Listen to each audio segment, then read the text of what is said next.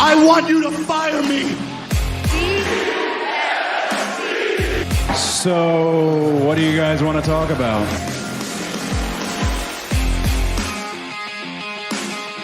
What's up, everybody, and welcome to a special edition of Elite POV. I'm one of your hosts, Phil Cataldo, but you can call me Philium, and we are blessed with having the original four of Elite POV here because, of course, it is WrestleMania season, baby. Yes. AEW WrestleMania, aka AEW Revolution, was last night. We were very excited to talk about an incredible pay-per-view that we had to find Ant in Chicago after eating a donut and bring him back on the show. So welcome back. Muffin. It was a fucking muffin. Welcome back, CM Punk himself, Anthony DeStefano. What is up? What's up? It feels good to be back talking about pro wrestling for one night, and then I'll get tired of it.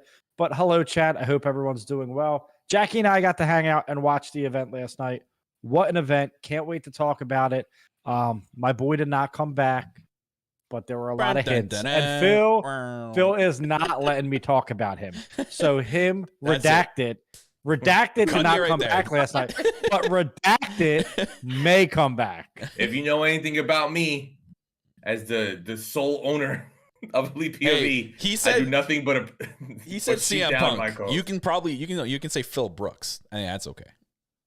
No, I own the rights to Phil. Oh, so you can't bought. say Oh, Brooks. okay, so you own his name. Gotcha. Yeah, you have to just say Brooks. All right, Vince. Yeah, Brooks. Yeah. Apparently, Vince is back tonight too. So AJ's husband didn't come back last night, but AJ's husband might come back. Oh, interesting. So, yeah. Shout out to Carrie in the chat. She knows the Mr. vibes. Mendez.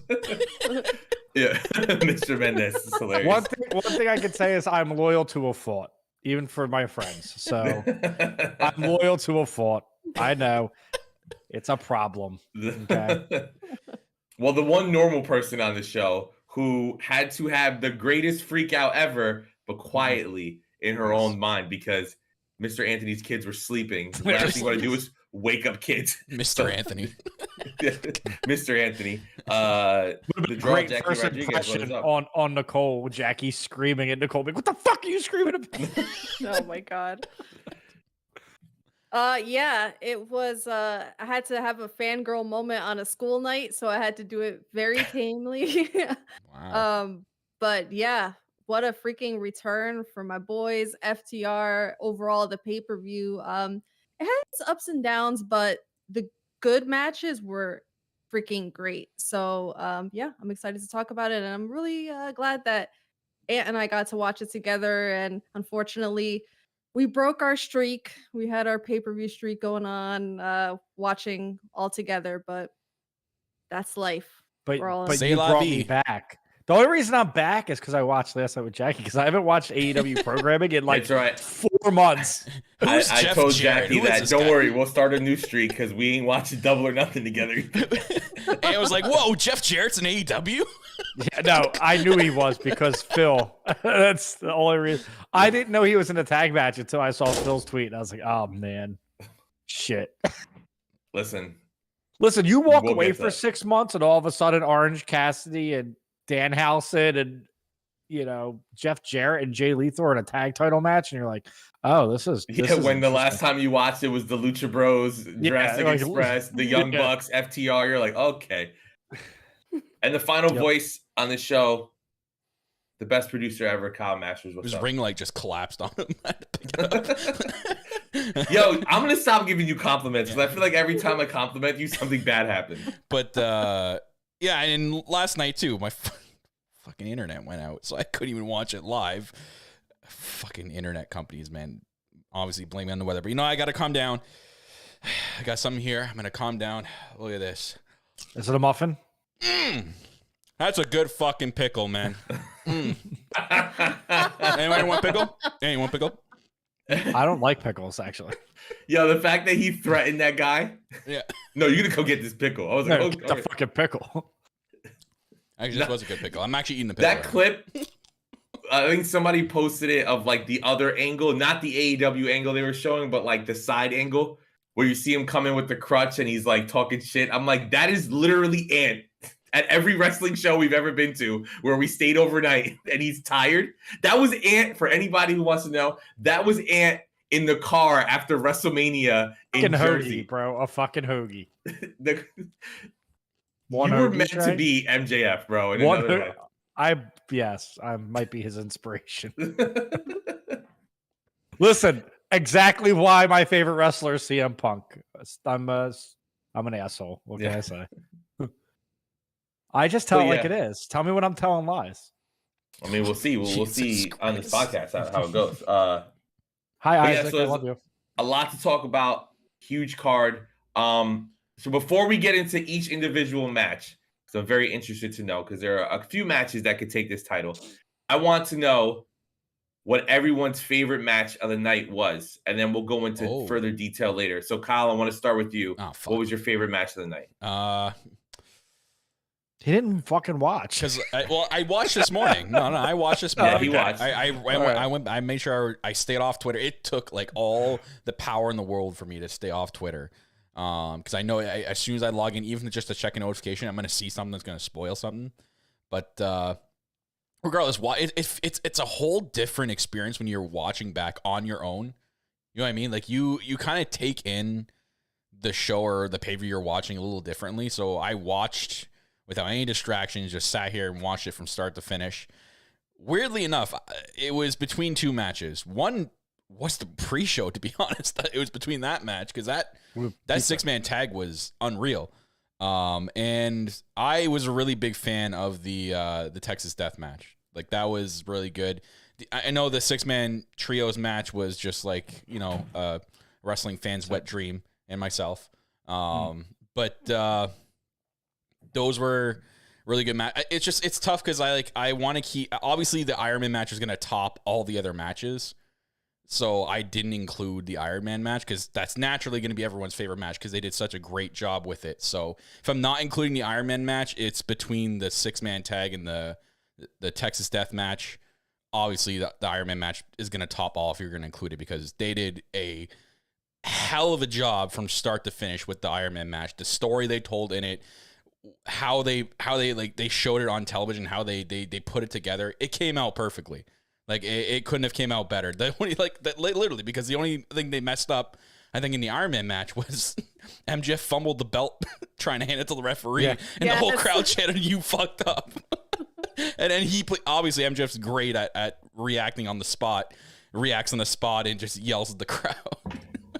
But why MJF's the man? Yeah, that's it for me though. So, Ant, what was yours? So I'm just gonna address something that Kyle said. Watching alone, it is different because usually when I watch alone, I fall asleep like real early. So yeah, I don't watch alone a lot. But my favorite match was definitely the Iron Man match. I mean, you go in there and there's so many questions. Can MJF hang with Bryan Danielson? To me, Bryan Danielson, it's no discussion. Best wrestler of the world, maybe the best wrestler of all time in the ring. Like the dude can pull a match out of anyone. But the question was, we haven't seen MJF go long. We haven't seen MJF in this style of match.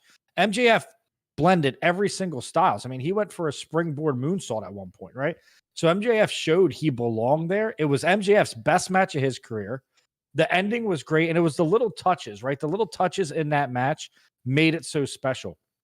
I love the rule that your opponent doesn't have to get up, and you could just go pin, pin, pin, because it plays to the heel's advantage, like MJF, low blow, pin, pin, to tie it up. But at the end, it was the little touch of Bryan Danielson didn't get the oxygen, and MJF did get the oxygen. So they're laying in the ring, and MJF has the oxygen on when they're announcing that the match has to be restarted. And Bryan's using all of his adrenaline, pumping the crowd up. And then the oxygen gave MJF not only, the breath to win, but it gave him an actual weapon to win. So the oxygen cost Danielson in two ways. It's like little touches like that I thought was perfect. And as much as I wanted Redacted to come out at the end, I'm glad he didn't, because the shot of Mr. MJF, Mendez. yes, the shot of MJF exhausted, bloody, sitting in the corner with the belt. That's exactly how you get off the pay-per-view. Yeah. Jackie, what about you? Favorite match of the night? Ooh, it is probably a close tie between House of Black versus the Elite and the Texas Death Match for two very different reasons. But I'm gonna lean towards the Elite versus House of Black. Just the athleticism in the match, the storytelling of the match. I want Kenny Omega in singles matches versus every single member of the House including of Julia. Black. Julia taking that V trigger, girl. Shout out to her for that, because could never be me. But no, the match was absolutely exceptional, as we knew it would be, and obviously I am more than thrilled with the results because the House of Black are your new trios champions, and you love to see it. Yeah, my favorite match of the night was also the trios match. And number 2, I would have the Texas Death Match, and then 3 would be the Iron Man match. Those were my top 3. But I really liked every match except for the tag team title match, because I didn't watch it because I don't give a fuck about anything that Jeff Jarrett is involved in. So I gladly skipped that one. But we can start off where Jackie mentioned. We can start off first with the Elite versus the House of Black. We saw finally the House of Black does something of importance. Finally, they win a match and they win the AEW Trios Championship. So after being gone all this time and then coming back and the House of Black wins, how did you feel to see them, and did you enjoy this match? Oh, the match. I mean, anytime the Bucks and Omega are in a match, it's gonna slap, right? There's no better in-ring competitors, storytellers than the Elite. Every little detail, every little thing that they do is planned. And then you add in, Buddy Matthews, who I think is criminally underrated. That dude is next level.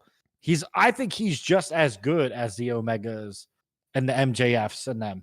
I really do. I think he's that good. Malachi is awesome. His strikes are amazing. And then you add in the bruiser, Brody, right? Like, Brody is a beast, but he kept up in that match, which was super impressive because a lot of smaller guys flying around, and Brody was able to match that energy. I think the match was fantastic.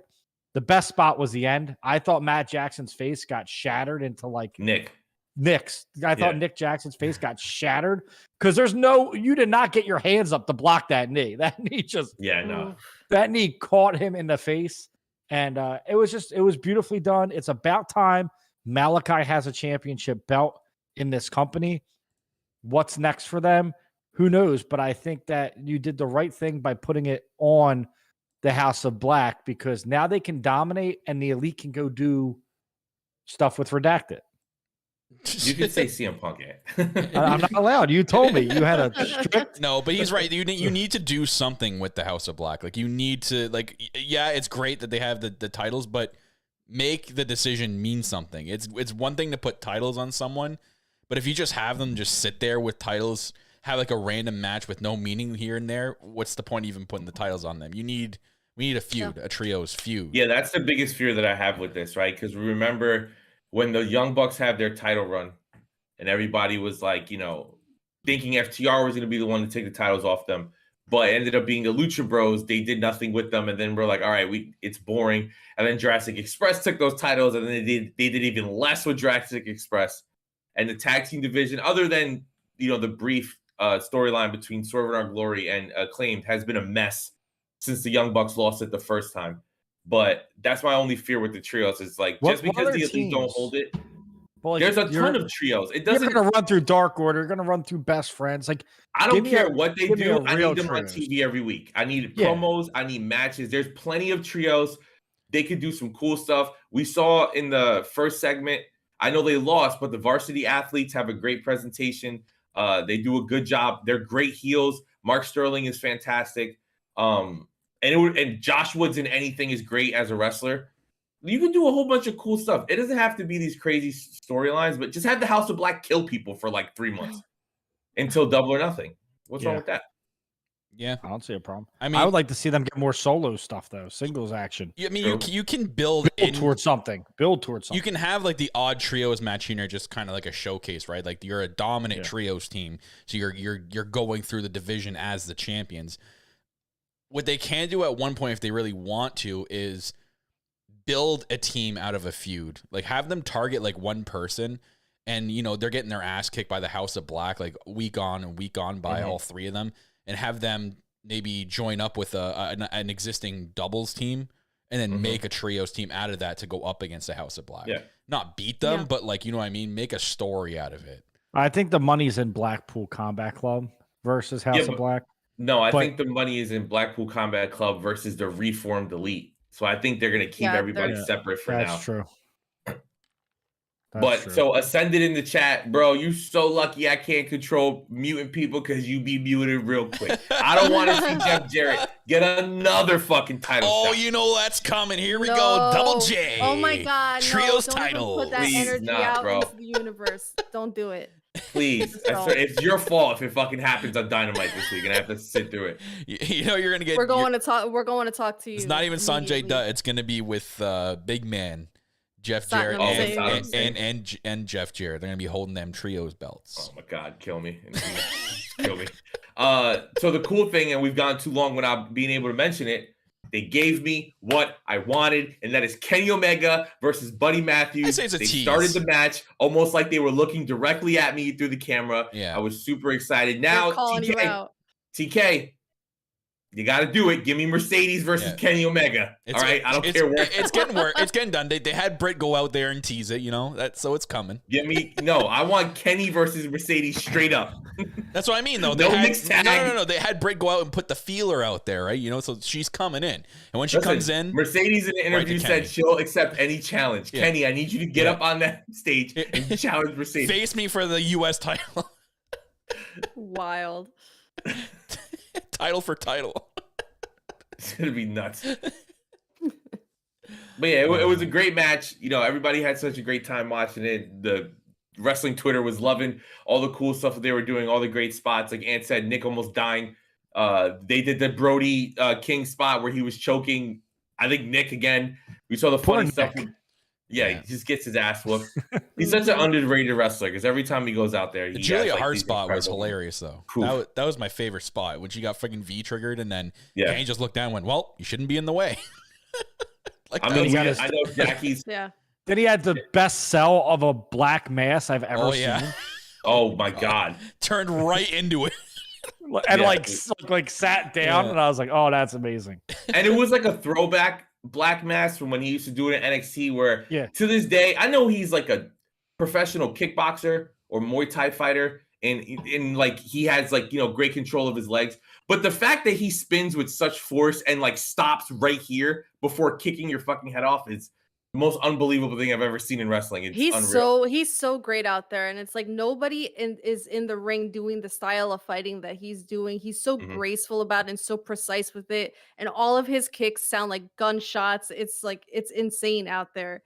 It's such an entertaining thing to see Malachi out there. They all looked freaking great with the gold paint, the gold paint, and we the love gold that. here, like, you know, little subtle nods to maybe throwing some gold around their waist. Did you see that Julia's outfit was picked out by Brody Lee? Like Brody Lee helped her pick out Brody King. Sorry, Brody King helped her pick out the outfit. Yeah, which is pretty well. cool. Shout out to him because I thought it was freaking badass. And that was Jackie's favorite part. I thought it was like I thought she got her outfit from like WrestleMania 14 Undertaker, but that's just. You're a mess. Jackie wanted that stylist name so bad. I was like, give her my number, or please, or give him my number because it could be anybody. But now we see it's Brody. So Brody, hit me up, style me too, man. Yeah, hit our girl up, man. Let's get Jackie out here with the weird shit on her fingers. Yeah, the Undertaker top hat. Yeah, exactly. But now, speaking of the Undertaker, here's a great way to transition. A match that ended up being really fun that had no business being that fun because the name that they chose to do a Buried Alive match was fucking awful. The Final Burial is such a terrible name. But we have Jungle Boy versus Christian in the Final Burial match. So as someone who has not watched this product for the last couple months, I looked at Jackie and said, "Why the fuck are they in a Buried Alive match?" See, that's tough for you though. But that's tough for him that he's missed all the story. So like it's tough. I've known the story. Like the story's been like, but you haven't been watching though. So like you can't. But I was on the show when the story started. That's how long ago this shit started. Like I was there at All Out. Didn't they fight it All Out? He fought Luchasaurus. No, As that a was full Full gear. As a full gear. Full gear. So the He did story, fight it all out, yeah. but I've been in the story, like the story's been going. I was shocked the story's still going. 2, why is Christian Cage wearing a fucking turtleneck to wrestle? 3, why is this a coffin match? But it delivered because Jungle Boy is really good. What bothers me is this dude comes out in jeans and he's still wearing his boots, his Jungle Boy boots. I'm like, bro, can't put on like Tim's or something? Got to wrestle in the Jungle Boy boots still? Just drop the Jungle Boy thing. No, he's Jack Perry now. He's Jungle Boy Jack Perry. We still need to keep the Jungle Boy. Okay, you don't need to be a Jungle Boy. Okay, No, he's Jungle Boy. Don't take this away from me. Guys. He's just gonna be fucking Jack Perry. It's a slow transition. I'm about to say they gotta. So why is his sister on TV more than Andrade's ever been? What's up with that? Well, that's Andrade's fault. Hurt. And that's his fault. Andrade kind of before he got hurt.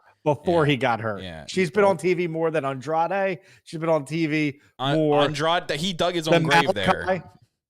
Oh, pun intended. I like that. I was gonna say. Yeah. There we go. Yeah, that match was fun. Now I think Christian's really good. I think Christian's going to go back to the Fed and help Edge with Jesus Christ. With Finn Balor's crew. What is Judgment it? House of Black Light. Yeah.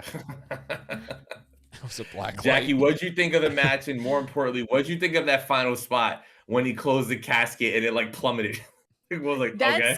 That scared the crap out of me because I wasn't expecting that at all. I thought it was just going to be like, oh, he's going to close the coffin and then he's going to maybe throw some dirt on it and he's going to be done with it. That thing just like descended into the depths of hell or the depths of the stage, depending on how you want to look at it. But remember the comment, Jackie? What was the comment? I said, damn, that was better than the exploding ring match. Oh, he said, he's like, what if they gave it the pyro of the exploding barbed wire match? Just sparklers coming out of it. But no, I mean, like, if that's going to be the final thing that we see of Christian Cage, because apparently his contract is coming up, and if that's going to be the way that they send him off, it's an interesting way to do it. But it also kind of gives Jungle Boy the rub on his, on Christian's way out. Yo, if I'm Christian, I'm coming back as the Brood because now I'm like in the casket and stuff. Like the Brood's coming back. Like call Gangrel up right now. We're going. Yeah, he's gonna do that in WWE, baby. Yeah, exactly.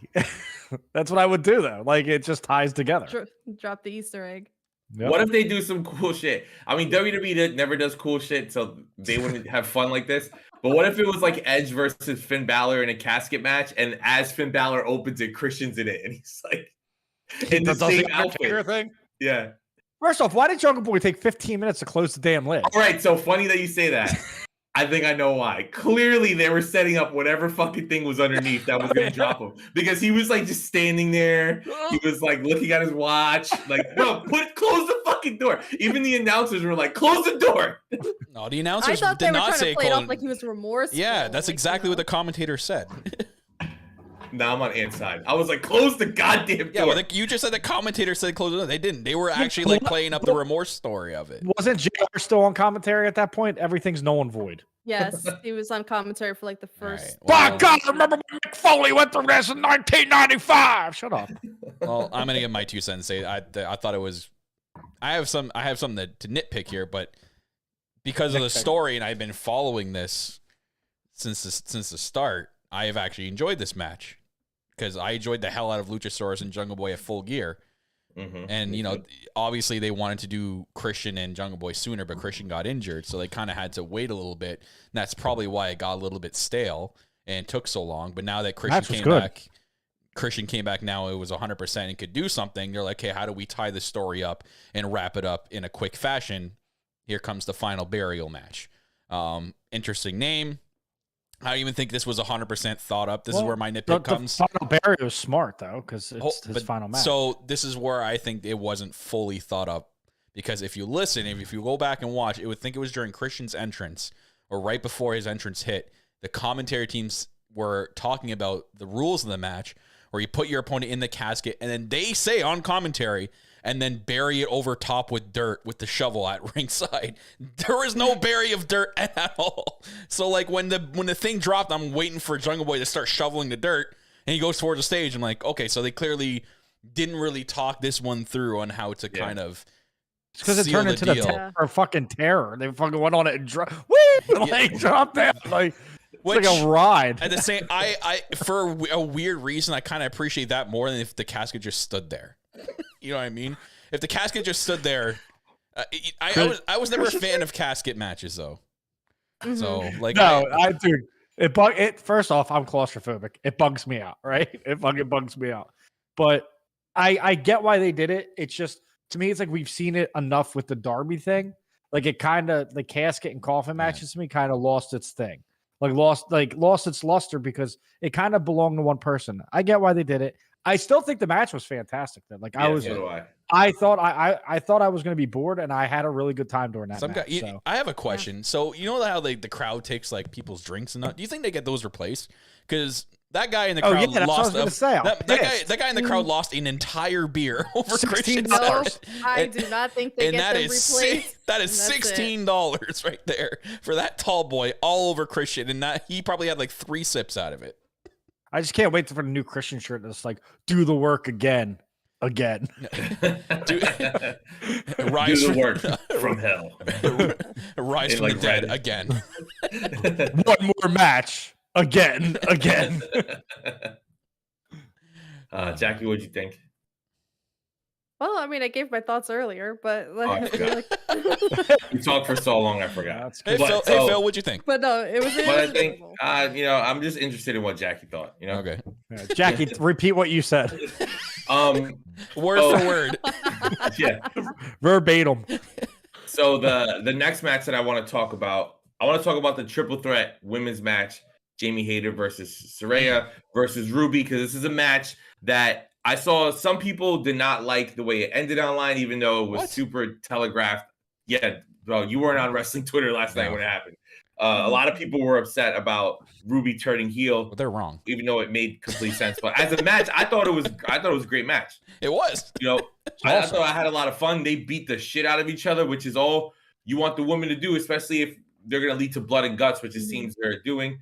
I love the ending. I love the swerve. Shout out to Toni Storm. Thank God she got that OnlyFans money, because she's gonna have to buy a new camera for AEW, because even the announcers were like, "Oh boy, that was not a smart decision." That's in the 6 figures. They said it was in the 6 figures. I'm like, ooh, I don't know. That's an expensive ass camera. Holy shit! But Jackie, what'd you think of the triple threat women's match? I thought it was really good, especially for the fact that it was the only women's match on the card, and it had to do a lot of work in terms of like showcasing the AEW women's division. I think all 3 women showed out. Jamie Hayter, when she gets out there, that pop is insane. That crowd absolutely loves her, and I was just like crossing all my fingers. I mean, I had a feeling, but I was just thinking to myself, I'm like, do not take that belt off of her now. Do not take that belt off of her anytime soon, because that crowd is just absolutely enamored with her, and rightfully so, because she always looks like a beast out there. She freaking kills it. But Ruby and Saraya also held their own. They did great with the match. I don't know why anybody would be upset with the ending. That seems so illogical to me. Like, she came in from the WWE. Her destination was unknown. She is technically fucking didn't know it. Outsider. Now why would she do anything other than side with Saraya and Tony? Like, that's the logical Wait, route. hold up. People were mad. Yes. Because she joined that side. I think they were more mad. Are they idiots? We know her destination now. I think that's why they're upset. They're like, oh, we love Destination Unknown. Now it's done. Destination Unknown. But it's like Jackie said, like the story is the outsiders versus the original. Ruby is an outsider, so she would of course join the outsiders. It's not like heel versus babyface. It's not that hard to figure out. Why are people mad? It's right there.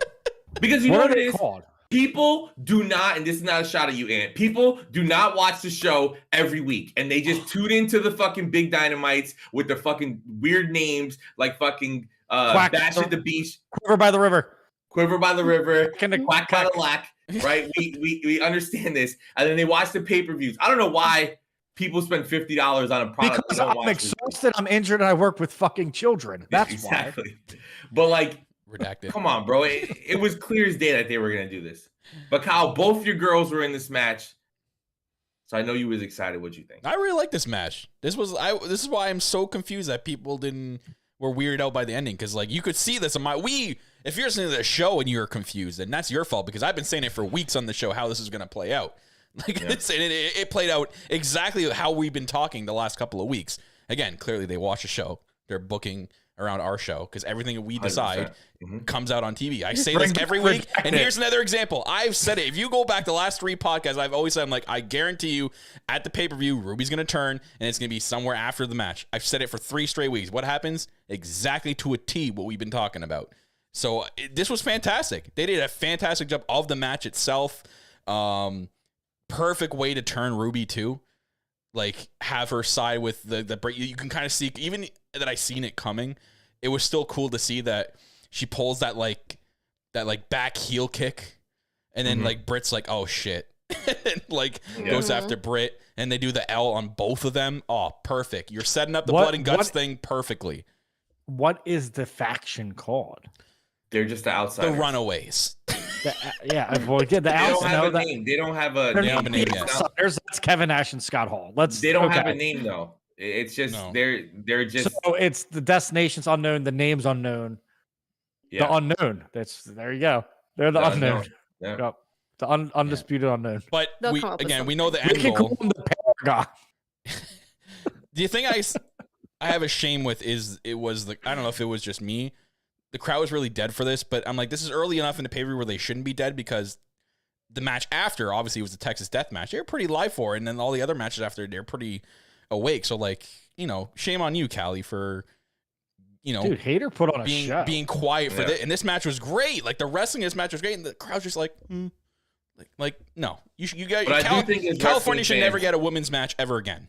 Never again. My God. I do think as wrestling fans, and I saw Ascended mention it earlier that in the chat that Soraya's gotten better and better every match. And it's like, remember, she's not working house shows. She's not working Darker Elevation. She's only wrestling on television. She looked better. It's going to take her a lot longer. She did look better. But also, she's taking some fucking crazy bumps out there, okay? Oh, yeah. The hater bump. Oh, yeah. That's what I'm saying. So, we need to fucking appreciate this. I'm, huge Soraya fans on the show. And it's like, we thought we'd never get to see her wrestle again. So it's I'm enjoying the hell out of this. I don't care what happens. I thought the match was a ton of fun. So I'll pose the question here because we know this is leading to Blood and Guts. We know this is what their direction is. So now we have a team of 3 and a team of 2. Reba or Rebo or Rebel, whatever she wanted to be called. Rebel. Pretty sure she's gone or just not going to be on TV anymore. Well, she's back to just being the makeup. Yeah. Person backstage. So are we going towards what do we think the maximum end goal is? Is there going to be 4 versus 4? 5 and 5. You think it's going to be 5? So who are the 2 outside? I will call them outsiders. Mercedes will be one. I'm thinking it'll be Mercedes. I think Mercedes and Athena. Mercedes. Britt did. Mercedes and Naomi. Maybe. Nah, Naomi's going back. Well, then who would be the 4th outsider? Damn, I feel the glow. Athena. You don't think Athena is exclusively to Ring of ROH Honor? now? No. Samoa Joe was just on the pay-per-view. Yeah, but that's because he's still it'd the be TNT really champion. cool if Britt got Jade to join them. It's gonna be Jade and Statlander or Sheeta or Riho. There's a bunch of the originals they could choose. Yeah. Nyla Rose. But I think it's Athena as a lock. Britt mentioning Mercedes earlier this week in that interview, I think, was a seed planted. I think Britt's doing her damnedest, like Ant said, to get Mercedes in here, and she's gonna mention her every chance she gets. Yeah, oh yeah. Well, it's not even gonna be like she's gonna be here at the company forever. I think she's gonna come in and do the. Why not? If you're just gonna come to AEW for a short bit, come and do the Blood and Guts match and then leave. There. You know what I mean? She'll have a singles match with Baker. Yeah. She'll have a couple singles matches. She'll have a little. She doesn't have to sign here, but it's what she's doing. She's doing her quote unquote what Jay world White tour. did. Yeah. Yeah. She'll probably be a What Forbidden do you think Door of too. the triple threat match, Ant? As it's a match. I absolutely loved it. I think I give Ruby Soho a lot of Thunder Rosa could be one of the originals too. I give Ruby Soho just texted me that. a lot of shit, because I think she's been super inconsistent since coming. Last night, it seemed to all go together for her for once. She was clean. She was sharp. She wasn't botching anything. She looked really good last night. She had a good look too. Like the and the green look. in the hair. Yeah. The green in the hair should have gave it away, right? Yeah. But we didn't think about that. But I think she was awesome last night. I think Jamie Hayter's a star, and Jackie said it best. You don't take the title off of her. as much as I want to see Saraya win that title, you gotta wait because I feel like Soraya's heel is building up. When it gets to its peak, you have her beat Jamie Hayter for it, and she becomes the most hated person in that company. Then maybe you bring in like a Mercedes or something and go, now look. But I don't think that's the end game. I think the end game is going to be Jade Cargill. Honestly, I think Chris Statlander is going to beat Jade, and I think Jade's going to be the women's champion by All Out, if I'm being honest. I mean, I don't.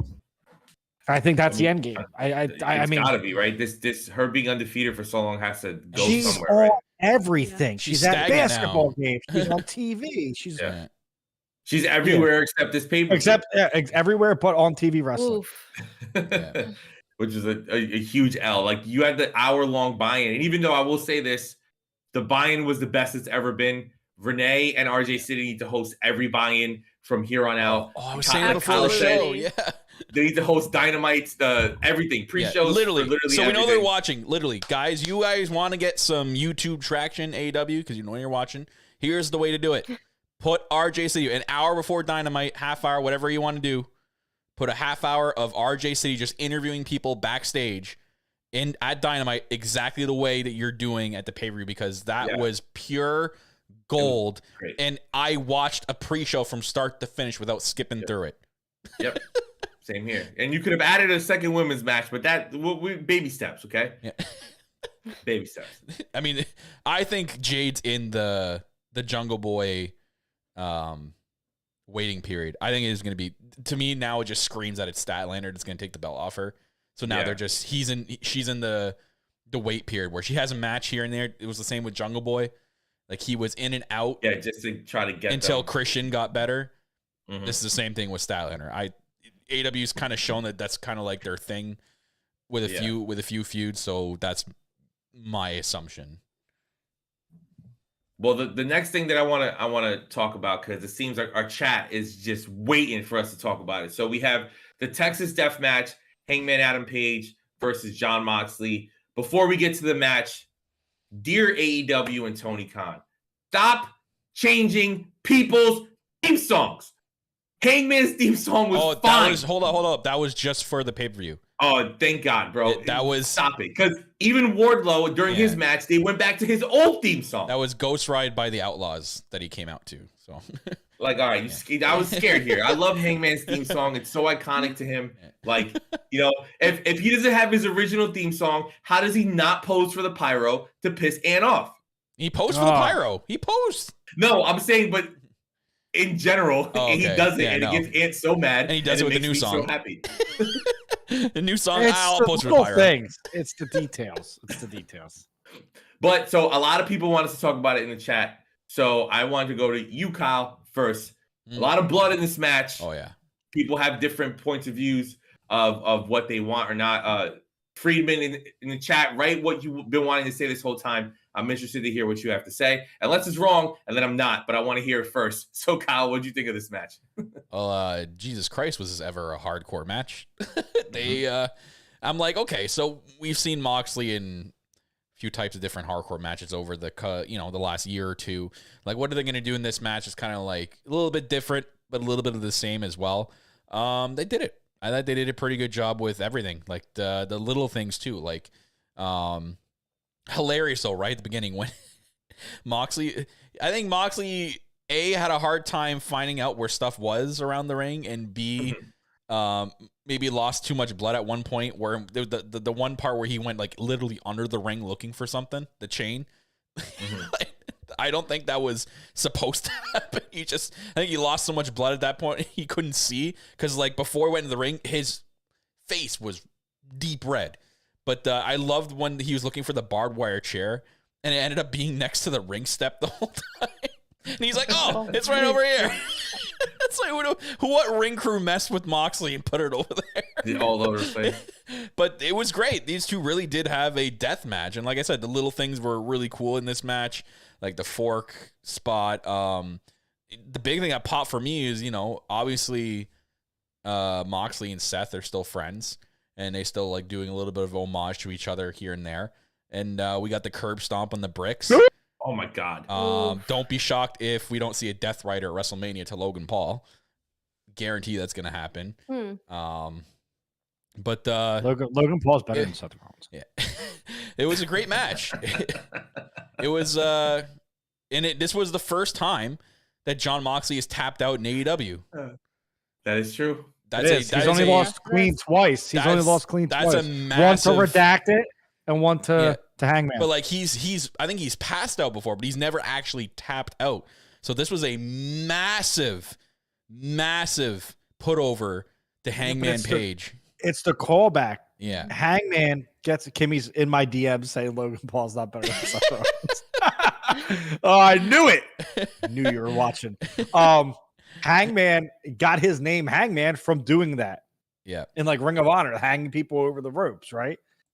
But did you feel it was a little telegraphed? Because I know Moxley does the honor to Bruiser Brody by putting the chain around his neck, but then he wraps one part around his neck, and I'm like, all right, so you're getting hung. No, like, I guess they have to. They have. Can you give Moxley a little bit of a break? Do you know how much blood he lost at that Dude, point? can we give Moxley a vacation? Am I allowed to nitpick this great pay? I didn't watch the tag match, so I can't be angry. Not if he's lost a whole like Shamu tank worth of blood. Well, first off, we were trying to time how fast they would bleed last night. We had an over/under on. We had an over/under, so Moxley beat us, and then we're like, okay, do Hangman starting. And as soon as we took the phone out to start clocking it, he was bleeding already. We're like, fuck it. No, let's be honest though. Who would have thought that the fastest person to bleed all night would be Dax Harwood?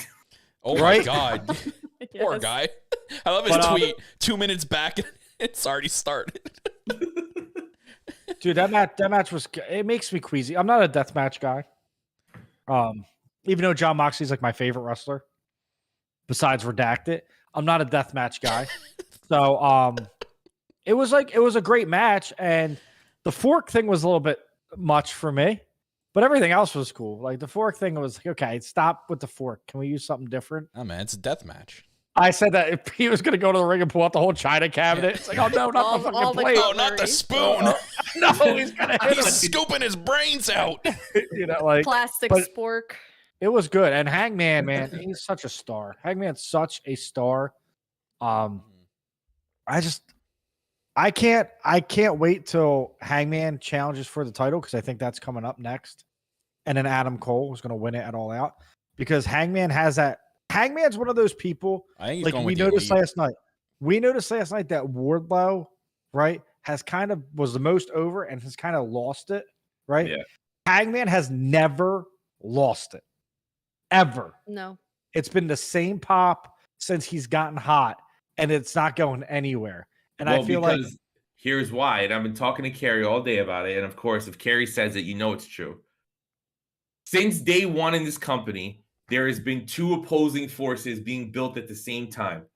One in the image of the Elite and one in the image of Cody. And we have Hangman and MJF.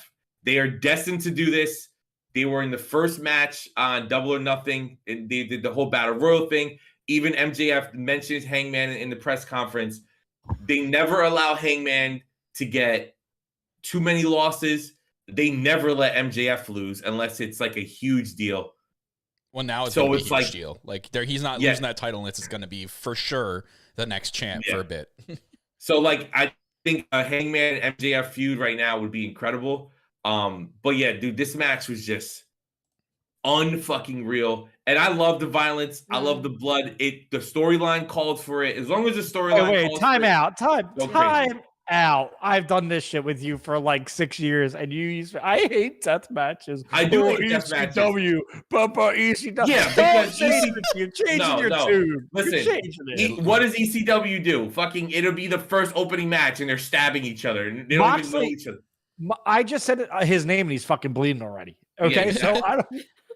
Let's not get into that. Yeah, I want to call out some spots out of memory because I did rewatch it today. So we have the spot where Hangman wraps the barbed wire around his body and then does the moonsault and gashes his. I was like, okay, what the hell? It was funny. We were sitting there talking. I looked at Nate. And I'm like, yeah, that shit's fake. That's like fake barbed wire. And then he gets up and he's all cut. I was like, oh, I guess I was wrong. No, it is not giving. I had a barbed wire the spot that you guys mentioned earlier with the curbs. Kyle mentioned earlier with the curb stone on the brick was like, okay, let's get fucking wild here. I had PTSD from bricks from Home Alone. I don't know if anyone else hates that scene. And it's funny because I'm talking about it, and I'm talking about the Jackie, and then Sean Ross Sapp literally tweeted him about to throw the brick, and I'm like, that is like PTSD for me. Like I see bricks, and I'm like, oh no, he's gonna hit him in the face. Yo, that movie fucked that me part up. in the movie.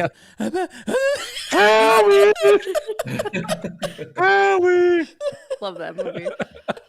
But Jackie, so Slender brings up a good question in the chat. Did Mommy Jackie kick in during this match? Oh my God. Absolutely. I was freaking out. There were so many parts where I'm like, oh my God, you don't have to do this. Like with said moonsault, I'm like, can I just not watch somebody die in this match? There's a lot of fear that goes into this shit.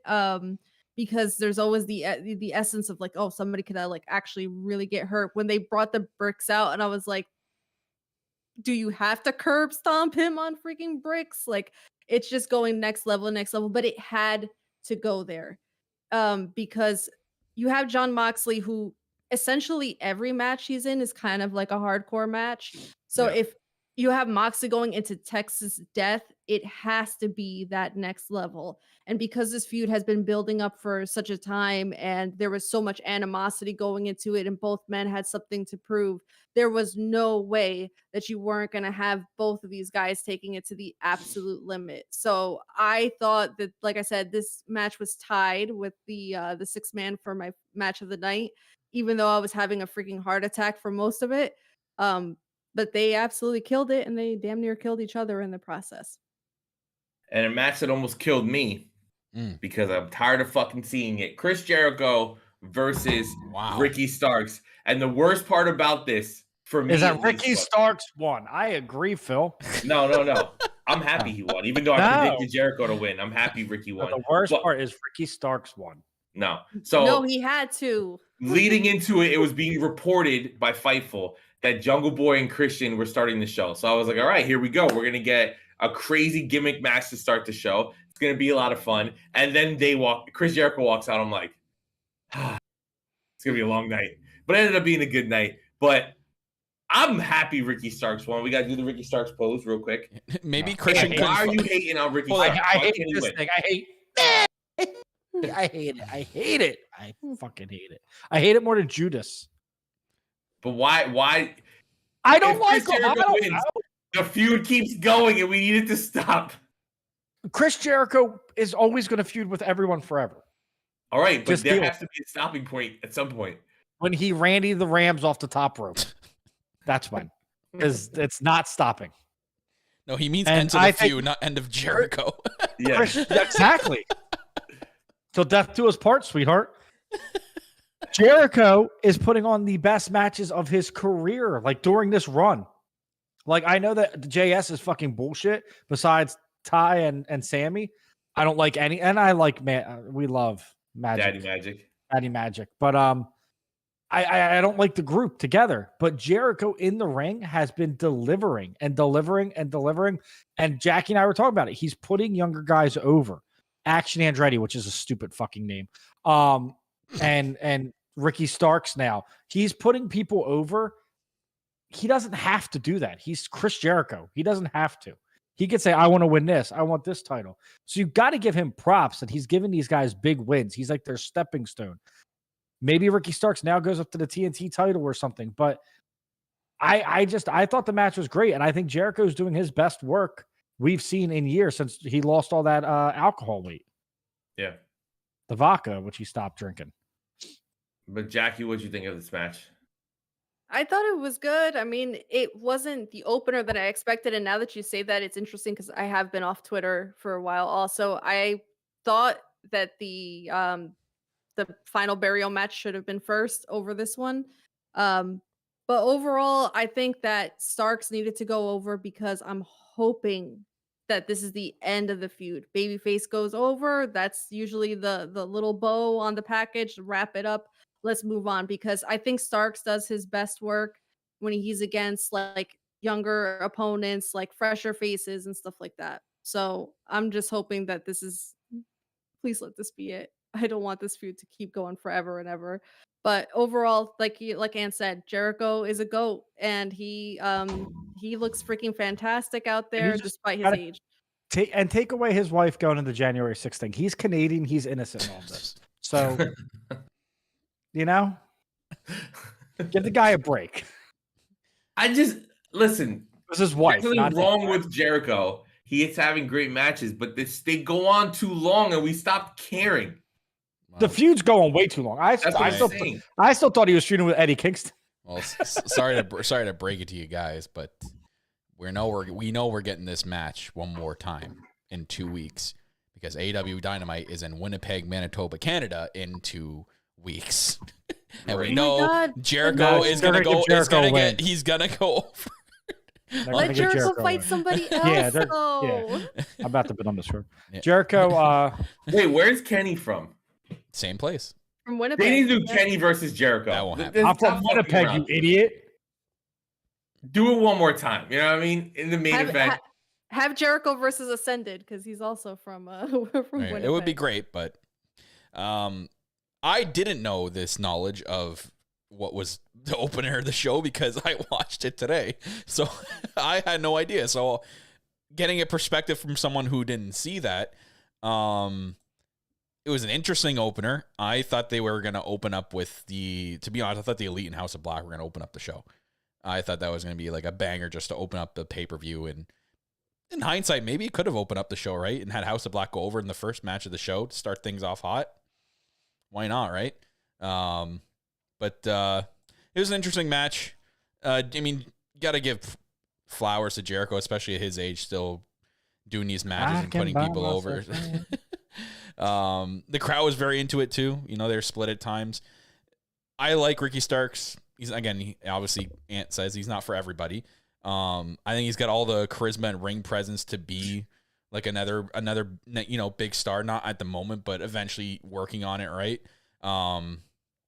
The Sammy and Andre thing was really weird, and it threw me right off because I'm like, okay, what was the point of the stimulation? He was banned from ringside, dude. The stipulation.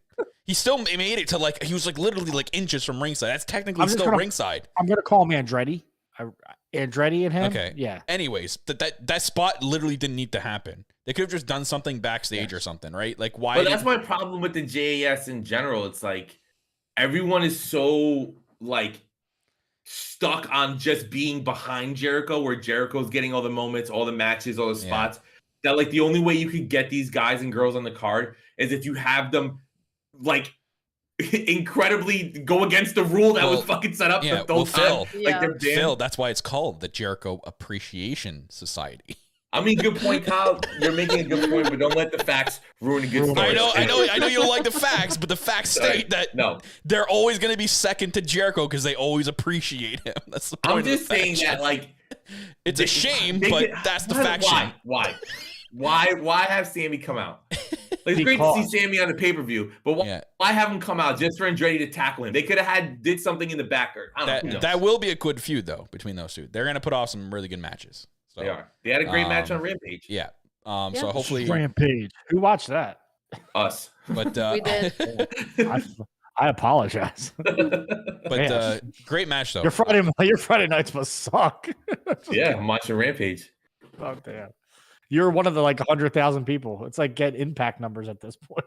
God, I hope they move that to a better time slot when the TV deal. I wish they would just take our advice, what we said for a year now, just put better matches on there. They have been, which is the sad part. Even they have been. It's just 10 p.m. It sucks on a Friday night. It's absolutely awful. It needs to be a 7 p.m. Put it 7 p.m. Eastern time. No, it's because you're going up against SmackDown on Friday night. Not at 7 p.m. You're an hour before. People don't want to. They don't want to watch it. Listen, they can put it from 8 to 9 and be fine because there's no wrestling on SmackDown anyway.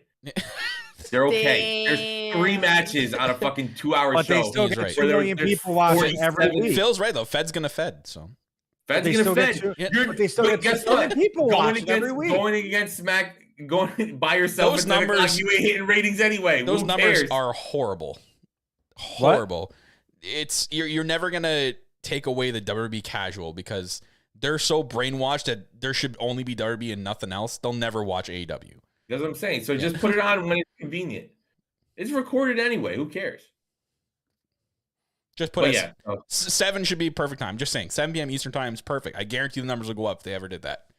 Tony, since we know you're watching. But now there's Tony, like, do literally, Tony, just cancel Rampage. But there was talk. I don't know where this is gonna go and what they're gonna do, and everyone's arguing at what it's gonna be. But there's been talks of the network saying that they want more AEW wrestling content, and apparently there's a rumor of Saturday at 6 p.m. in the news right now.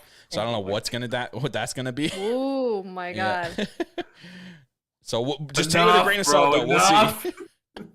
Enough, please. Some people are saying that could be the all-woman shows, but I'm like, I don't think they're gonna do an all-woman show. They don't have enough. Dude, I can't wait to see. Woman show. The network won't even let them put a second women's segment on. I cannot wait, dude. 204 live on Saturday nights is gonna be lit. 204 live.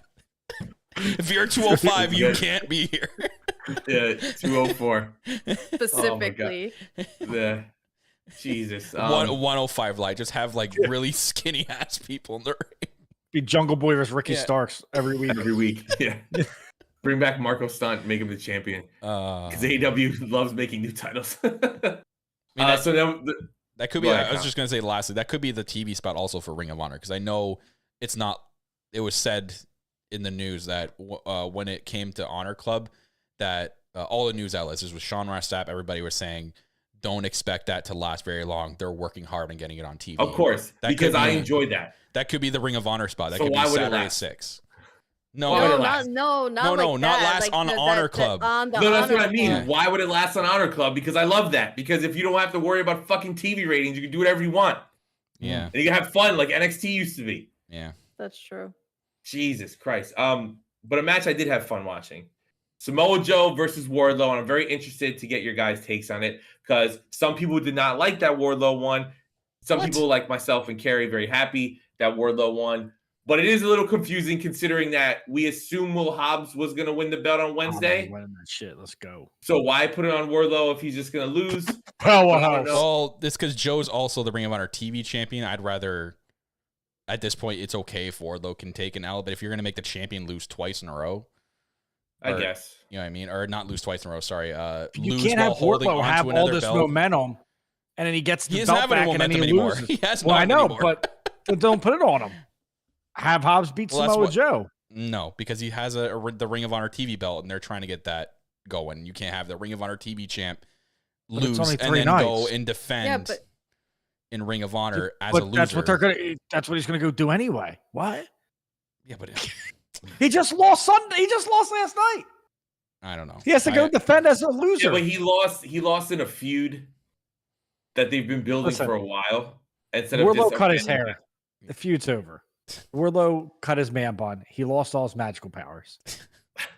Tried copying Phil, and now he's. I like the loss better to Wardlow. So you think Wardlow should lose to Hobbs right away? Probably to won't. me, I think I don't think that's going to happen. I'm not under the firm belief that Hobbs is winning on. It's way what too happens? early. Is this what Miro's going to get? Way too early. Is Miro coming back? Like, because who's? I don't know. I think Wardlow's just going to win. No, when Scorpio Sky won it, he didn't win it right away, did he? Yeah. Did he win it the first match he had? I don't think anyone's ever won it the first match. I don't know, but then I don't know if it came off the back of somebody just having won the title either. So that's what's weird to me. It's like, didn't Sammy beat Cody, and then he beat Sammy like real quick because Cody was. It'd be really odd if Wardlow loses clean on Wednesday. It'd be odd if Wardlow loses. If he loses dirty, like someone fucks him over, then I don't know. Sure. Oh, match was fun. Mojo's Kimmy awesome. in the chat saying the Revolution ladder match has never had a successful person win it off the bat. So there you go. Maybe this starts the longer story of Wardlow and Hobbs, because they realized that Wardlow didn't get as big of a reaction as they would have assumed he would have gotten, given this great story with Joe and the fun match they had. But I do want to talk about the match. We could talk about Hobbs. That was tough, though. They followed up the hardcore match, right? The Texas Death match. Mm-hmm. The crowd was, I mean, I would have been exhausted after that match. Yeah. I mean, this is the gift and the curse of AEW pay-per-views, because there's no match, I mean, besides that tag match, where you're like, I don't care. Like, you care about Joe, you care about Wardlow, you want to see these guys go at it. But, like, at some point in these pay-per-views, you're going to get tired. You're going to need your bathroom break, your snack break. Yeah. That guy who Jungle Boy took his beer, he has to go wait on a 4-hour line to spend $37 That's on a beer. That's with unless they adapted the old takeover model. That's going to be with every pay-per-view with any company. Yeah, that's true. Because like the old takeover model was, I believe it was literally 5 matches max. That included the main event, and they would do like Freeman. The title cannot change hands on a DQ. They would. I remember they used to do like an NXT taping in the pre-show, and then they would have five pay-per-view matches, and it flowed easy. I never got out of my seat. Yeah. Unless you adapted that style, any pay-per-view for any company, you're gonna have to get up and go get food, bathroom. You're gonna get exhausted from cheering like crazy. Steak. Yeah, hoagies. Yeah, Jordan Mania. yeah. But Kyle, what do you think of the match on its own as a match with Joe and Wardlow? See, I like this one too. I don't know. It's just me. I'm weird. I like the story of it too. Like I was into it. They made the hair cutting make sense. You know, they made Joe look like a sadistic asshole, and the reason why he cut off the hair is because him and Wardlow were drinking at a bar one night, and Wardlow spilled his personal guts out and said that, gave the personal story of his dad with the hair, and that's why Joe cut his hair off, because he's a dick. And turned out. Damn, I really need to watch the weekly show, huh? Yeah. Yeah. Yes. Yeah. I just thought maybe it was magical powers. No. They said that Joe said it in a promo that, we were at a bar drinking. You told me that personal story about your dad and his hair loss.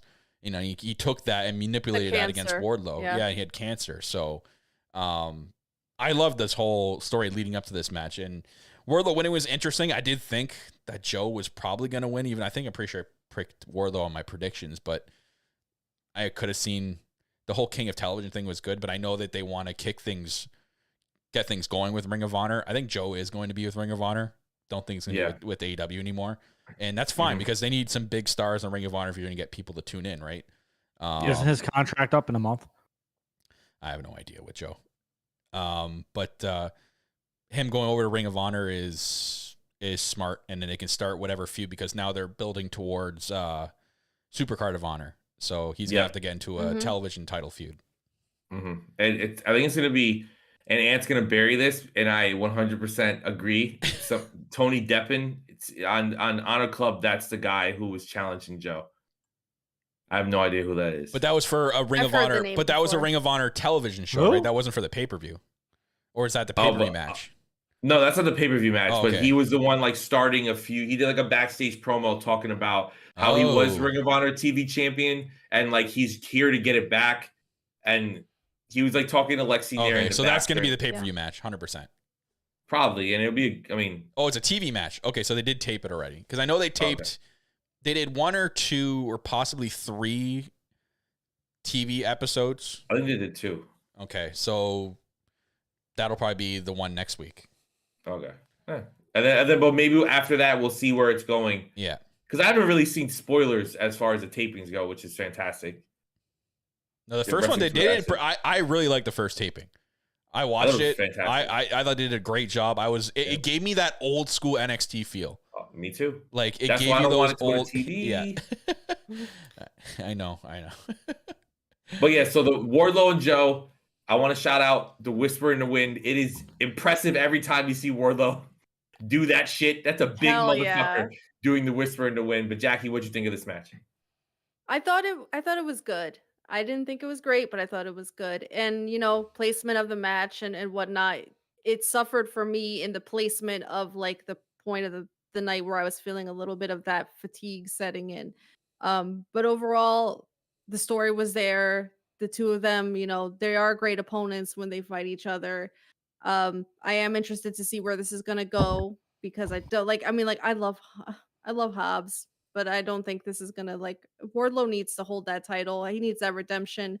I feel bad that the crowd was, as at least in my perception, because sometimes live it's different, but I feel like the crowd was a lot milder than they have been for him in the past, and I hate that for him because Wardlow is such a star and he is so capable. I think he's capable of winning them back, and maybe this title is what he needed to kind of get that momentum rolling back in his direction. He just needs the right feuds. As watching it earlier, I feel like, and Ant says the little things, right? Wardlow's big thing was the Goldberg entrance where they're chanting Wardlow as he's coming out. You're building the hype. And I know it was probably because storyline wise, Wardlow just wants to get his hands on Samoa Joe, but like he came out way too fast and it was with his old music. And you're like, wait, what is happening? The wolf howl caught me off guard. Yeah, which was like, that's very WWE. I don't like that shit. Like, it's like Ricochet being like, pew, pew, or fucking Drew McIntyre's sword. Like, stop. Like, you had his entrance. It worked. The crowd would chant Wardlow. People would get super excited seeing him walk to the ring. I hope starting Wednesday they get back to that. AEW is really good at bouncing back if they feel like people aren't. Yeah, and watching. Liking Cut that shit out. Yeah. Cut it out. Yeah, please. Go back to the old Wardlow stuff. Now, this next match I want to talk about. All right, go ahead, Kyle. Sorry. So I want to clarify two things. One, they taped 4 episodes. There was 2 per day. It was 2 on Saturday and 2 on the Sunday. So they've taped 4 so far. So they've taped up to Supercard then. Pretty much. Also, the TV show on Saturday, it's being rumored, is supposed to be a 2-hour show to showcase the smaller up-and-coming talent, almost like a version of NXT for AEW. Yeah. So it's basically their level up. So I'm assuming elevation. that you get rid of Dark and Elevation and just put that live on Saturdays. Yeah, please, for the love of God. I guess they might have to because it's essentially kind of a similar concept, isn't it? It is annoying though because that completely goes against the original business model of AEW of like, you can have a normal life, just be available on Wednesdays and sometimes Saturdays. Now they're like, and Mondays and Tuesdays and Thursdays and Fridays and now Saturdays. Well, like, if you're in that smaller talent group, you probably would only need to be there for Saturdays until you get pushed to the other show. I guess. Listen, just because Tony Khan can watch wrestling 24 hours a day doesn't mean we can. Yeah. We need a break. Okay. That's why you've been gone. You've been just watching it 24 hours a day. Dude, you have no time for the shows. You've just been watching wrestling. No, dude, I actually left. You've been watching that. You've been watching that cage match. More grabs. No, you've been watching more grabs, dude. Dude, Rick Rude versus fucking Ultimate Warrior, 1990 SummerSlam. Yeah. Or you've been watching Power Slap, right? You love that show. Oh, dude, that shit. That's the only thing Rampage gets better ratings than. Oh, my lord. Speaking of train wrecks, we get this fatal 4-way tag team match. And I didn't watch a fucking second of it past the intros. And was this match even fun? Besides the FTR stuff afterwards, which Jackie will give you your floor. For us, it was fun because we had an inside joke going the whole time. Besides that, I don't really remember the match. So I was just waiting for FTR to hit. Yeah. Jackie, what did you think of this match before FTR came out? Oh my god, I feel so horrible for saying this, but this is like, you know, that meme where it's like, don't ask me the color of anything because yes, I literally do we know it? Do not remember a single thing about this. Wow, Kyle, I remember the famous unbelievable. As a Jeff Jarrett fan here, I am extremely offended. As a tag team wrestling enthusiast, I'm appalled that this match even made it to the card. I'm embarrassed that they had Jay Lethal and Jeff Jarrett and Danhausen and Orange Cassidy in this match with all the legendary Hall of Famer Jeff Jarrett is how you address him. No, you don't like JEFFJARREDD, it's double J. Exactly. Thank you for the respect, Ant. Appreciate that. Oh, I'm so glad, Mr. I got up with Phil to go get M&Ms in the concourse when wow, the snitching. That did not happen. Everybody saw There's it. no proof. No proof. Actually, they did, and they FaceTimed me with Issa when that match was going on. Nope, no proof. I don't believe. Oh, we have proof. Nope. It lives on it's in definitely our not in the vlog. End of year. It's definitely not in the vlog. Yes, it is. With us walking through the hallways of Rob. Yeah. But Jackie, the floor is yours. FTR comes back. Yeah, the biggest part of the match. Everybody gets what they want, especially us. How'd you feel to scream silently in your head? I felt euphoric, honestly. As soon as It's down to the last second where I'm thinking to myself, I'm like, please do not pull the rug out from underneath me, because I had all this anticipation built up where I'm like, I'm 99.999% sure that this is where it's going. And we're going to hear that music hit. And FTR is going to walk out there and just freaking beat the shit out of the ass boys. And all will be right with my world. And because they took a little bit longer to come out when the music hit, I was like, "Oh my god, if they are pulling the same shit they did at the FTR funeral, that one segment, and they're playing the music and they're not going to come out, I will break everything in Ant's basement right now." But no, they That's a fucking threat. Well, thankfully that did not happen. Because and like you touch anything, you're getting Marty Jannetty through a window. Okay, like it's simple. at that point, Ant, if it would have happened that way, I would have allowed you to I would have willingly volunteered you to Marty Jannetty through a window, because if I volunteer as tribute. I volunteer. And freaking no FTR, yes, please super kick me through a window. But Jackie, the big news though, with them out of today. The big news as far as the contract signing. Yeah, Rumored of a exactly. long-term The rumor of a contract. long-term FTR contract with AEW. Listen, I want nothing more than for, like, I'm a huge FTR mark, yes, and I will say Really? that no matter where they go, I will follow. However, I have high preference that they stay here in AEW, because that is where they have done some of their best work, and I think they will continue to do their best work. So They know sign though. away. They know they know that this is where tag team wrestling is, Listen, though, right? Like there's I don't know nowhere about else. you guys. I'm upset. The You know what? I don't like it, because I was ready to start me and Jackie's For the Fed podcast. Okay, the revival. We in here. We was going back. Okay, they were gonna wrestle fucking Matt Riddle and a random partner for 6 months. Level Up. It was gonna be just like it Oh always. my been. god. No, but they held up the tag team titles, a little bit of foreshadowing for the future. Oh, it's happening. They looked freaking great with them. I'm freaking ready. I was so 8 happy. stars. Yes. And I had to stifle all of my freaking screaming because of sleeping children. I am so proud of myself. I was Tiger so Boy's the worst. self-disciplined, man. Tired Boy is the worst. But yeah, FTR's back. And Baby. shout out to Jackie for anybody who listens to Dax Harwood's podcast. Was it Dax with FTR or something like that? FTR with Dax, yeah. Family FTR with Tequila Dax. Wrestling. Right? Jackie gets a great shout out from both Dax and the host of the show. So that was really cool. Wait, do you? Yeah. Fuck, Yeah, the what is that the most recent. Link me, episode. link They me. say, dude. "Oh, big shout out to FTR girl 5462922. She's Yeah. been with us forever." I just see Jackie driving and hitting the Ricky Starks.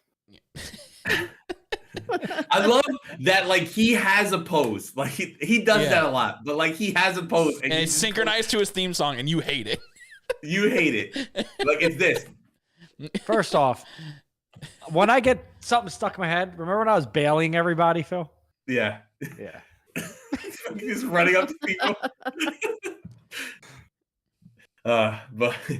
But Kyle, what do you think about FTR coming back? Are you excited? I am so excited. Again, like I said earlier, I've been screaming about this for weeks. And you know what? For some reason, I've been thinking, while Jackie was talking, I'm thinking about going ahead with this. Why do I see a trios match between FTR and Redacted versus Hangman Page and the Bucks later down the line? When Bucks and Hangman, I can see that. the Bucks and Hangman eventually come Oh back. yeah, because you replace Omega. And tried you to do save that Larry at in this All Out. situation. You do it where it all started, back at All You Out. call it the brawl Oh my at match, and it God. starts in the locker room. Clip this. No, It's just gonna add happen. Ace Steel and add Hangman and make it a 8-man tag. Add Kenny. AEW loves doing fucking Yeah. tag matches with too many Yeah. people in it. Uh, Tony Khan's favorite thing to do. I got an idea. But yeah, we know that FTR winning the belts is coming, and Double or Nothing kind of looks like the spot. So winning the belts in good old Vegas looks like that's where we're headed. Listen, you know what FTR basically did? You know the gif of Grandpa Simpson coming into the bar, taking his hat off, putting his hat back. They walked into WWE, said Vince is back. Oh, never mind. Right back. Nope. They're Yeah. like, nope, never mind. Almost. Lesnar. Yeah. FTR, listen, Kyle, we were no. gonna give you the Usos, but actually, you're gonna go against Elias and Ezekiel. Vince are the same we're gonna person. CGI It's gonna him. make good TV. No, we're putting that CGI, brother. In the Mountain Dew glow in the dark match. Make that boy. look like the glow in the dark mini putt I was just at. Yeah. Done. Get your cameras going. How did it don't not look- go All back? right, all right, Do back. not look at my pants under the black light. I signed an NDA. All right, back on the track. Let's go. All right, so the last match of the night is the match that everyone is Can I have fun? And I bring out horny Vince, and it's a problem. No, I was trying to get us back. So we get to the main event of the night, the one match that most fans were looking forward to, the one match that I think had the craziest amount of pressure on because, you know, when you're in a ring with someone like Bryan Danielson, is viewed as, if not the greatest, one of the greatest wrestlers of all time, and definitely the greatest wrestler working right now, in my opinion. Him and Kenny share that honor, but there's so much pressure going into this. What way are they going to go? Is Max going to lose it? Is Max going to win? Is there going to be shenanigans? You know, who thought a little kid would get a cup of water poured on him? But at least Amanda Huber was there to save the day. Oh, Thank yeah. God for that. But as far as the Iron Man match, I loved it. If anybody has ever listened to me in past podcasts, Ran with Ann, all this stuff, I always say how my favorite match of all time is Shawn Michaels versus Bret Hart, WrestleMania 12, the Iron Man match. This match did something cool to honor it. We get to see them go into overtime, which I thought was really cool. Sudden death 75 overtime. minutes, I think. No, not 75. Yeah, it was hour and exceptional. It was 65. 65. MJF bled, Danielson bled. They did a lot of really cool spots. My favorite spot, though, before I forget, that chain wrestling spot they do in the beginning of the match where it's like arm drag, flip, headlock over and over. And then it ends with them both kipping up, was like, you know, and MJF makes reference to it in the press conference where he's like, and almost where him being like this arrogant guy actually is telling the truth in the sense of like, redacted. It's time to stop this forgetting that MJF is a great wrestler bullshit. Because like every time he's out there, he has incredible matches, and there's no tougher match that he's had to live up to expectations than this one, and he fucking knocked it out of the park. If there was ever going to be a match that I think is going to, you know, be in competition as far as match of the year with Ospreay and Omega, you know, from Wrestle Kingdom, is this match with MJF and Danielson. I thought it was just an unreal, unbelievable match. But Kyle, I want to go to you first. What'd you think of it? Oh, they delivered. I mentioned it earlier. Like they delivered to us a fantastic storytelling Iron Man match. It was so good. I was wondering how and what they were going to do throughout this match to, you know, I'd say like the first 30 minutes is the bide the time spots. Like what are you going to do in between there to kind of get the time going and kind of do some cool things in between. They did a lot of cool things with stuff from, I'm just going to like pick and choose, like, you know, like Bryan Danielson showing his agility, like doing the jumping jacks taunt to him, and then MJF doing it back. MJF, we said the crowd thing was really cool. That was hilarious though. Like literally, I'm like, what's he doing? He just grabs someone's water and then sees the kid. Okay. So Carrie texted me that apparently it was alcohol in the woman's cup. They said it was tequila. Ooh. So no wonder the kid got the full treatment. The kid got to see like his favorite wrestler, which was Will Hobbs, which is pretty cool. They gave him a signed turnbuckle by a bunch of superstars, a belt. They literally set the kid up with everything, which is really nice. Yeah, but listen, at the same token, it's like we get your character's a dick, but it's still a kid. I don't know. Kids are off limits to me. Like you do that to me, I'm fucking coming at you, bro. I don't give a fuck if you beat my ass or not. I'm swinging. I'm not shocked though. Like you see what MJF's like at signings. Yeah, but that's like, but I know at that point it's the parents' fault for bringing the kids to him. You signed up to meet MJF, Yeah. so you know what you're gonna get. Yeah, that kid didn't even know what was going on. Like, listen, He I wasn't get even it. standing. He was just like sitting in his seat. Yeah, it's just whatever. Maybe it's because you're a dad. No, I just don't think it's called for. He should have did it to an adult. He should have Yeah, done only- it to I agree with Ant her. because- He should have done it to her. He Can you should have imagine done the it to her. heat that he would have gotten for that?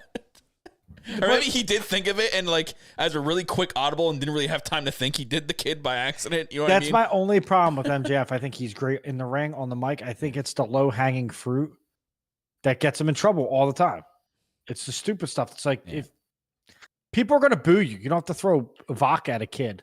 You know, he's like. But this was great. He looks in great shape. The guy has gotten in tremendous shape in the last couple of months. Man, he looks fantastic. And you know what he said in the interview, he proved that he could keep up with a guy who is considered one of the greatest wrestlers out there today in Bryan Danielson, and did it for a full 65 minutes. And what they did with the overtime, and then what they did in overtime, man, I thought for sure Danielson was gonna win in overtime. I was like, oh my god, like they're actually gonna pull the trigger. And I'm racing through like what's MJF going to do things in my head at the same time, going, damn, like what are they actually going to do with MJF from now on? I'm like, is Redacted coming out after and doing something with him? But like I had a million thoughts, but they did such. This is great. This goes up there. Like I said it on the last couple of shows too. I'm like, is this match going to live up to one of those top Iron Man matches that you go back and watch, like the great Iron Man matches of old? Is this going to go into those categories? I think it does. I think for sure that you can put this into one of the greatest Iron Man matches of all times. If you have like a compilation list, I think you can put this one in there. They did an excellent job leading up to it with the story. The promos got you hyped for it, and they did such a good job in match. We had finally, like, Bryan Danielson hasn't done it once in AEW since he's got here, off a stupid promise to Vince way back then. Now, hopefully he redacted that. But he did the one arm, but he did the yes thing. He's never done that in AEW since he's been here. And he did it in this match. And I'm like, oh, there you go. Like, yeah, finally. but he didn't do this. But no. He did the one arm point. Yeah. Like he was selling the other arm because it was all like, it was all beat up. It was all beat up. Corner. And then the whole crowd lit up because they knew that was the first time that he's done it in AEW, and they all did it at the same time. And that was fantastic. Stop catering to Vince. Yeah, like sick of that shit. Like, bring back the yes thing, man. That's what you're known. It's one of the things you're known for. Not just you're one of the greatest wrestlers of all time. Just bring back the yes thing. Just do it, please.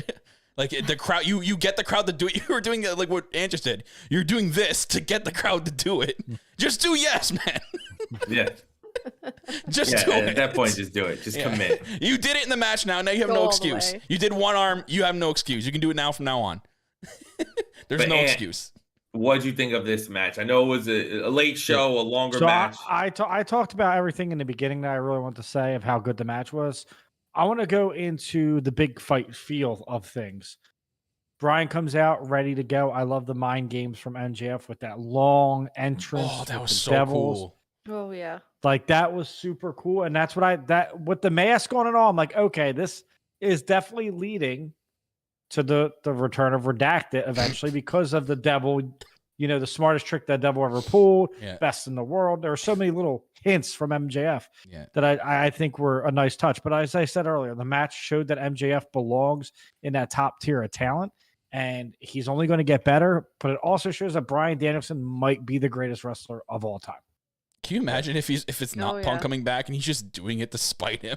I know, like, that's his favorite wrestler of all time. Yeah, but at this point, I don't think so. There's too much FTR being back, Dax talking about it. Yeah. Kenny's talking about it, All Access referencing it. I know. I would laugh if it was just like, no, you know what? And here's my thing. My final thing on that whole shit is, like I tweeted out, as fans, we pick sides. I went against my favorite wrestler for a couple months until I realized I don't really like the product as much without him. And that's just me being honest. But if the people who were in the fight, are able to forgive and move on, I don't want to hear fans, because if the people throwing fists at each other are cool with moving on and making money, that's where we need to go. We need to follow them, because if not, what are we going to accomplish? You're not going to get CM Punk fired.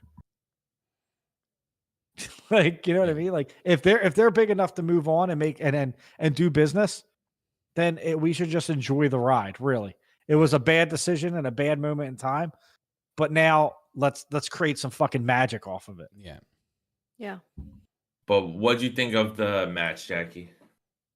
So, like you, the Brett versus Sean Iron Man match is my favorite match of all time. So this is always going to be a situation where anytime that the words Iron Man match get thrown out there, I'm like, is it going to live up? And it doesn't need to be on the same level because everything is going to be unique in its own way. But this match really took the Iron Man match and just freaking ran with it. All of the build up, especially in the last quarter of the match, was just absolutely insane. I love it when a match takes you out of yourself and everything that you think you know is going to happen just goes right out the window. Because in that last part, especially with the overtime, they had me thinking that Danielson could actually leave with the title. And I think it was sometime after like the oxygen tank was introduced and MJF had Danielson in the hold, and he has his arm up and he drops it a couple times, and then he has his arm up for the last one. And I'm like, oh my God, this is it. They're going to pull the trigger and they're going to go with Danielson as the AEW champion. This is insane. And it's like, good, suspend my disbelief, because we analyze things and we think about booking all the time. And we're always thinking like, oh no, it's not long enough. They're going to let MJF have this run, blah, blah, blah, blah, blah. And we overanalyze to death. So when we are able to suspend our disbelief and take ourselves out of that mindset and just be fans and get lost in the story that's being told, that's where the magic happens for me. And that's exactly what this match did. And I think that it was every bit as amazing as all of the storytelling that led up to it. I don't want them to I don't need them to necessarily dive right back into the feud, but this is something that I absolutely would love for them to revisit sometime in the future, because the two of them as opponents has just been really quality television, very entertaining match, and overall as an Iron Man match, I think it's up there with some of the entertaining one of the most entertaining I've ever seen. I like what Freeman said in the chat too. Freeman hit the nail on the head, because I actually said this to Jackie last night. Nothing can top the Brett and Sean, because the legit issues that they had. They legitimately did not like each other. I don't think anyone's saying it tops it. I think it's like I'm just saying it's up there, but for it to even get close, because you say Iron Man match, people go Bret Hart, Shawn Michaels, right? Yeah, that's now maybe people think MJF and Bryan Danielson. For it to even get that close to it means how special it was to even put it in a discussion. It has to be every generation should have one, a standout. And I think that, we can make a good argument that this match would be the standout for this generation in terms of Bryan Danielson and MJF putting on a damn clinic. And like you said, there should be no argument that Bryan Danielson is one of the best, if not the best, wrestler out there doing it today. Hey, I think the biggest honor you can give this match is AEW is a company of booking a million matches on a show. Everyone gets on the card. There's to the point where we're like, oh my God, there's still 6 matches left. At every show, Dynamites, Rampages, pay-per-views, it's all booked to crazy, right? So this match, we know it's going to be an hour. The only other Iron Man match this company has had, if I'm remembering correctly, is Kenny versus Pac, 30-minute one. 30 minutes. Yeah. So the fact that this match, and even me going back, because I fell asleep when I was watching it live during the whole middle part of it. I saw the first 15 minutes, and I woke up for the last 10 minutes and the stuff that went into overtime. But that whole middle chunk, I fell asleep in, because God forbid these pay-per-views are on at a fucking decent time. I have to watch the main event at 12:30 when I work at 6 a.m. the next Is that what time it went on at Eastern? Was it 12:30? It was 11:40, 11:30. Really? Because there was only 9 matches total in this card. No, it went on at 10:30. It went to 11:47. Okay. Oh, all right. Well, that's media scrum started at midnight. Okay. But so what I mean is even going back and rewatching it, it's very much watchable. There isn't a point in a match where you're like, all right, this is this part of the match where we get the MJF jumping through the table to the outside. Yeah. We get MJF doing a moonsault to the outside, which was what the fuck? And then doing all these cool stuff with them on the outside, and just the transitions between moves. MJF starts bleeding. We see that the spot that everyone's making fun of MJF for, not because it was bad or nothing, but because it was like a Japanese move. So like he talks all the time about how he hates New Japan and the Japanese product. That was sick though. Like they pulled but it was off a dope clean. move, right? Yeah. So like, but like even like Swerve, a lot of people were tweeting about it. Like, for someone who doesn't watch Japanese wrestling, it's cool. It's funny that you did that. Yeah. But I just think the match is super rewatchable. It's super enjoyable. Hey. And it tells a great story. The elbow drop was amazing, by the way. Oh my God. Yeah. But hey guys, Brett and Sean was at WrestleMania. This was that WrestleMania. Revolution Mania. Revolution Mania. The Revolution Mania. Oh, and I know Sammy in the Sammy and Ty interview that you guys should listen to if you haven't already. Do it.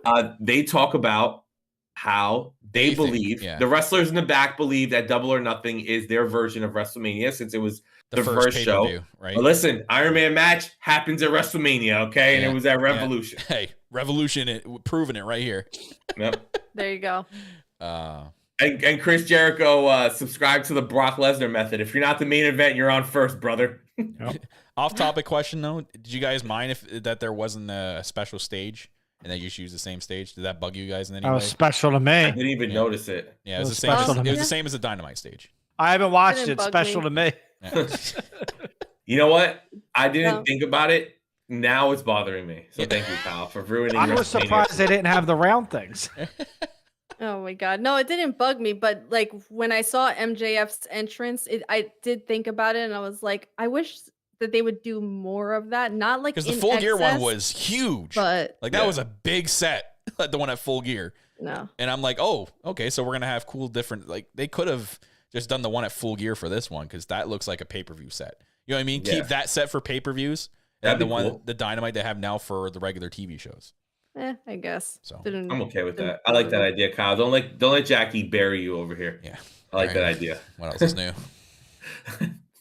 Just because she can't start the For the Fed podcast, she's upset. Yeah, she's so mad it's not the revival. Clearly. Because Zack Sabre Jr. didn't come out. Her revival t-shirts are just collecting dust right now. Now a little off topic and we can end with this. But are you guys disappointed that there weren't any like special appearances? Usually at these AEW pay-per-views, we see somebody come out, with CM Punk or Mercedes, Jay White. There was a bunch of people that were being rumored to maybe being able to come out. I didn't read any. Well, yeah. I mean, not that it's like people thought just people naturally people are like, okay, who's debuting or something like that. Save it for they need something to get week to week now, right? Like get people hyped week to week. If you bring like Punk back on a Dynamite, it's gonna people are gonna start talking. When are they going to Chicago next? But like if you bring Jay White on a Dynamite, like that's when people are gonna talk. You don't need to take moments away. Oh, I think from Jay people. White's fed bound for some reason. Like I don't want to take that moment away from MJF after that match, right? Like he deserved that moment. He did. And I honestly thought Mercedes was going to be the surprise guest all night, even though I had an inside joke with Jackie that CM Punk in every match was going to come out in a spot. But so CM Punk did put something on his story 2 hours ago, which is very interesting. I have it here. I want to hear you guys' take on it. And it's funny that we just talked about Brett and Sean because it had something to do with Brett. So he took a picture of he's wearing his Bret Hart hoodie. What would Bret Hart do? Yeah. Lacking any real motivation, but my discipline is strong. So we do it anyway. What would Bret Hart do? Yeah, he's getting You're healthy. coming back. Just fucking this fucking point. Just come back. It's fucking ridiculous. What would Bret Hart do? Not go back to the Fed. There you go. No, what would Bret Hart do? Blame Goldberg. Blame Goldberg. Blame Goldberg. The brawl out was because of Goldberg. Yeah. He wasn't there, but it was his fault. Yeah, Goldberg used to come out of the locker room. We got in a fight in the locker room. Goldberg's fault. Yeah, done. But yeah, so overall, it was an incredible pay-per-view. It was. It just shows that AEW, I would say about 9 out of 10 times, because there's been like 1 or 2 pay-per-views that I didn't like, but 9 out of 10 times, AEW is really good at not only booking these pay-per-views where every match has a storyline involved in it, even if it's like the tag match and it's a storyline we don't care about, still had a storyline involved in it. Hey, I care about FTR coming back. That's basically the storyline. Everyone else couldn't match. I'm just talking about the match in general. Oh, okay. But yeah, no, it was still super enjoyable. Was happy to have Ant come back and just basically be the CM Punk cheering party for an hour and a half. Yeah.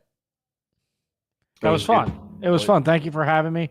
I'll be back when CM Punk comes back so I could tell all you bums that he's back. Wow, now you're stealing my gimmick. Yeah, exactly, bro. Exactly. Hey, but you're not And thank you for keeping wrestling real. No, you're not Prince William anymore. I said his name. I said his name on the draft night, and Diagon everyone Black. was like, "What in the Harry Potter is going on here?" That's the point, ladies and gentlemen. That is the point. Yeah, thanks for having me back. It was fun. Thank you. Might watch Wednesday. My favorite part is Kyle basically doing the video package summary of Wardlow and Joe and Ant being like, "Oh, maybe I should watch." Maybe I should watch a little bit more. But guess what? I don't have to because I'm not on this show anymore. But thank you for tuning me in. Tuning me and welcoming me in. Thank you for lubing me off. Thank you for tuning in. Anthony. There it is. There you go. Thank you for tuning in and welcome me back with open arms. I'm going to go on another hiatus until the Muffin Man's back. All right. Well, thank you to Aunt Jackie, Kyle, and everybody who is live in the chat right now watching this show with us. We don't need to do plugs. You're here. You're listening. You're having a good time. I want to do one plug. Go do a plug. Just one plug. And is what I was just talking about. So me and Ant, you guys want to catch us. We are bringing back our eFed. Yes. The AWF is coming back. Anybody else in the chat ever again, I promise. And it's on Twitter, twitter.com/the_AWF. There's a registration still open. We're going to be creating people in 2 weeks, or actually next week. And please sign up to be a women's wrestler. Yeah, they need them. Thank you for everyone that's signed up in the chat from this community and has come over and helped out. So if you guys are all in anywhere interested in joining our eFed, that's where you can follow and then register. So yeah, we're excited to get that back. That's the only plug I had. Well, thank you guys for listening to a special review episode of Elite POV. And remember, I'm trying to think of a good Hangman one because he had the blood. You don't need a fork to retire again. You don't need a fork to have a death match. We'll see you guys on Friday.